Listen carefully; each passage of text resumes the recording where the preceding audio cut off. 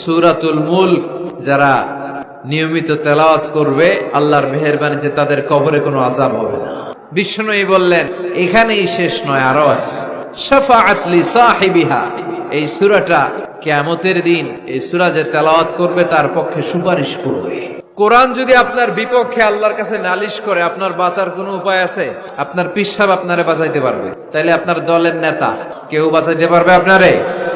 কোরআন যেমনি আপনার বিরুদ্ধে দাঁড়ালে আপনারে বাঁচাতে পারবে না, কোরআন তেমনি আপনার পক্ষে দাঁড়ালে আল্লাহ আপনারে ফেলে দিতে পারবে না। কোরআন আপনার পক্ষে থাকলে আল্লাহ আপনাকে দয়া করবেনই। বিশ্বনবী বলেছেন ইকরাউল কুরআন ফাইন্নাহু ইয়াতি ইয়াউমাল কিয়ামাতি শাফিআন লিআসহাবি, কোরআন তেলাওয়াত করো, কেননা কোরআনের তেলাওয়াত এটা কিয়ামতের দিন তোমার জন্য সুপারিশ হয়ে দাঁড়াবে।